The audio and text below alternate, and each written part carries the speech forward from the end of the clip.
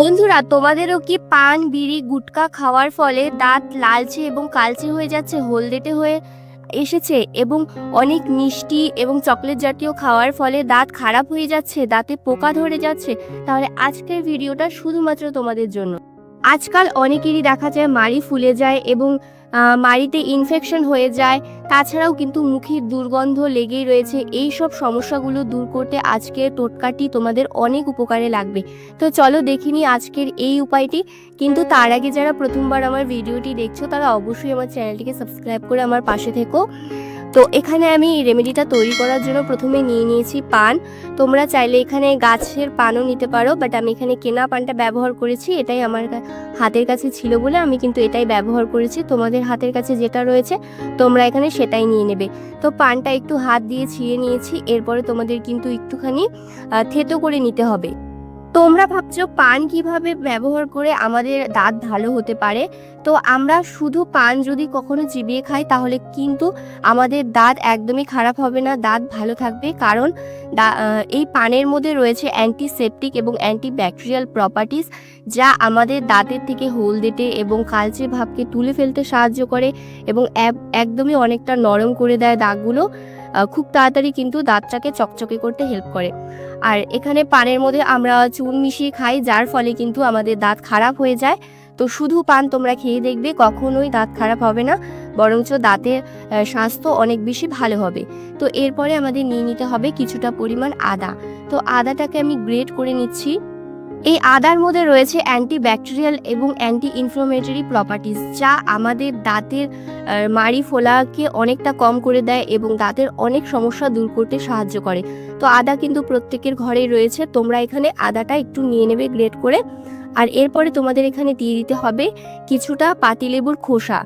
এই লেবুর খোসা কিন্তু প্রচুর পরিমাণে ভিটামিন সি রয়েছে। আমরা সবাই জানি যে ভিটামিন সি জাতীয় জিনিস আমাদের স্কিনকে চকচকে করতে সাহায্য করে।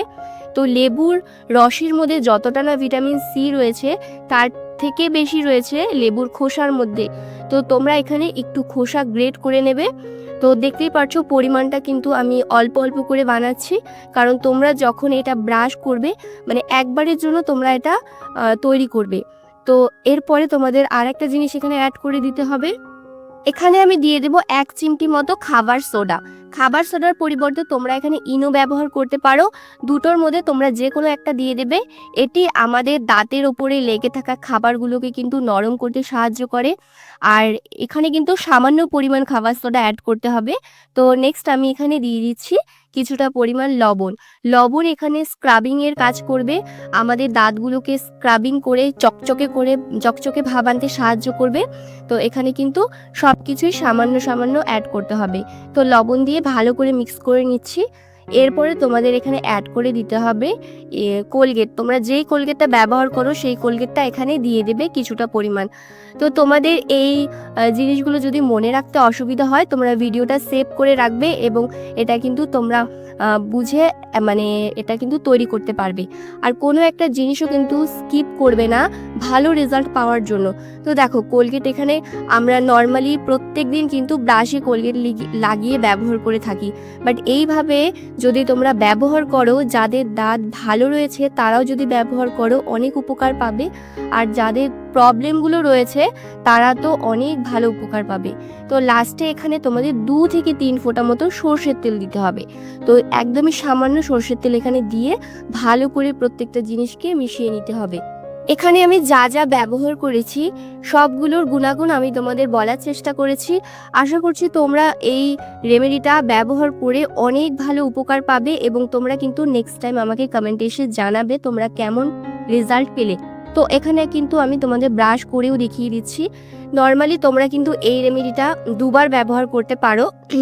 সকালে একবার ঘুম থেকে উঠে যদি তোমরা বানাও, সকালে একবার ব্যবহার করবে এবং তোমরা কিন্তু এটা কিছুক্ষণ পরে মানে তোমরা কিন্তু এটা সন্ধে বা বিকেলের দিকেও তোমরা এটা ব্যবহার করে নিতে পারো। তো এখানে আমি খুব ভালো করে কিন্তু ব্রাশের মধ্যে লাগিয়ে নিয়েছি। কোলগেট লাগালে অল্প সামান্য লাগাতে হয়, কিন্তু এই মিশ্রণটা একটু বেশি করে তোমাদের লাগাতে হবে। আর যারা একদমই ব্রাশ ব্যবহার করতে পারছো না, মানে ব্রাশ ব্যবহার করলে অনেক বেশি ব্যথা হচ্ছে মাড়িতে, তো তারা কিন্তু আঙুলের সাহায্যে এই মিশ্রণটা অ্যাপ্লাই করতে পারো। আঙুলের সাহায্যেও কিন্তু খুব সুন্দর করে তোমরা 1.5 থেকে 2 মিনিট পর্যন্ত একটু লাগিয়ে নেবে, এতেও কিন্তু অনেক ভালো উপকার পাবে। তো ধীরে ধীরে দেখবে দাঁতের অনেক সমস্যা দূর হয়ে গিয়েছে। আমরা প্রত্যেকেই কিন্তু দাঁতটাকে সুন্দর রাখতে চাই, আর দাঁতকে কিন্তু সুন্দর রাখলে আমাদের নিজেরই ভালো লাগে। আর এই উপায়টি তোমরা যদি সপ্তাহে 2 দিন করে করতে পারো, সপ্তাহে 2 দিন করে করলেই কিন্তু অনেক ভালো উপকার পাবে। আর যাদের অনেক বেশি সমস্যা রয়েছে তারা কিন্তু 1 দিন পর পর অ্যাপ্লাই করতে পারো। এতে কিন্তু 1 সপ্তাহ কি 2 সপ্তাহের মধ্যেই কিন্তু দাঁতের সব সমস্যা দূর হয়ে যাবে। মুখটা ভালো করে ক্লিন করে আসার পরে এখানে আমি নিয়ে নিয়েছি লং। তো তোমরা চেষ্টা করবে যাতে ফুল সমেত লং আমরা ব্যবহার করতে পারি। এখানে আমাদের খুব বেশি লং লাগবে না। আমি এখানে 2টো ব্যবহার করেছি, তোমরা চাইলে এখানে 1টাও লং ব্যবহার করতে পারো। তো লং তোমরা মুখে এইভাবে রাখবে কিছুক্ষণ, আর এটা অল্প অল্প করে চিবিয়ে তোমাদের রসটা গিলে নিতে হবে। কারণ কি, এটা কিন্তু আমাদের গলার অনেক সমস্যা দূর করতে সাহায্য করে, গলা ব্যথা কমাতে সাহায্য করে, তার সাথে সাথে মুখের দুর্গন্ধ দূর করে এবং মুখের ব্যাকটেরিয়াগুলোকে মেরে ফেলতে সাহায্য করে। তো এখানে কিন্তু তোমাদের একটু অল্প অল্প করে লংটা চিবিয়ে রসটা খেয়ে নিতে হবে। তো এইভাবে আমি এটা তোমাদের করে দেখিয়ে দিলাম। চলো নেক্সট আরেকটা স্টেপ তোমাদের করে দেখিয়ে দিচ্ছি। তো তোমরা চেষ্টা করবে যে প্রত্যেকটা জিনিসই ফলো করার, এতে তোমাদের কিন্তু অনেক ভালো উপকারে আসবে। তো এখানে আমি গ্যাসে বসিয়ে দিয়েছি কিছুটা পরিমাণ জল। তো এই 1 কাপ পরিমাণ আমি এখানে জল বসিয়ে দিয়েছি। জলের মধ্যে দিয়ে দিলাম কিছুটা পান পাতা। পান পাতাটা একটু ছিঁড়ে নিয়েছি। এখানে পান পাতাটাকে খুব ভালো করে জলে ফুটিয়ে নিতে হবে। আর নেক্সট এখানে আমি দিয়ে দিচ্ছি লেবু এবং খোসা সমেত একটু লেবু। তো এরপরে নেক্সট এখানে দিয়ে দিতে হবে কিছুটা পরিমাণ লবণ। তো এই 3টে জিনিস দিয়ে খুব ভালো করে তোমাদের জলটা ফুটিয়ে নিতে হবে এবং এটা ঢাকা দিয়ে কিছুক্ষণ রেখে দিতে হবে যতক্ষণ না এটা ঠান্ডা হয়ে যাচ্ছে। তো পুরোপুরি ঠান্ডা করা যাবে না, মানে হালকা কুসুম অবস্থায় তোমাদের কিন্তু এই প্রসেসটা করতে হবে। তো এখানে দেখো জলটা কিন্তু পুরোপুরি ফুটে এসেছে। এখন এটা কিন্তু আমি অফ করে দেবো গ্যাসটা এবং এটা ঢাকা দিয়ে রেখে দেবো কিছুক্ষণের জন্য। আর এই জলটা তোমরা একটু বেশি করে বানিয়ে রেখে দিতে পারো। দিনে 2 থেকে 3 বার তোমরা কিন্তু এই জলটা অ্যাপ্লাই করতে পারো।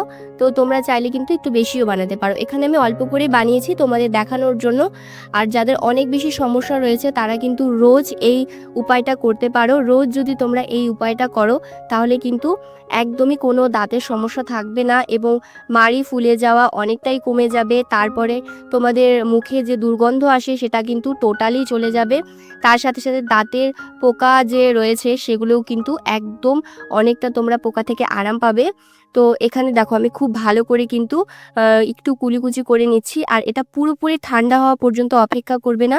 আগেই বললাম উষ্ণ গরম অবস্থায় তোমাদের কিন্তু এটা কুলিকুচি করে নিতে হবে।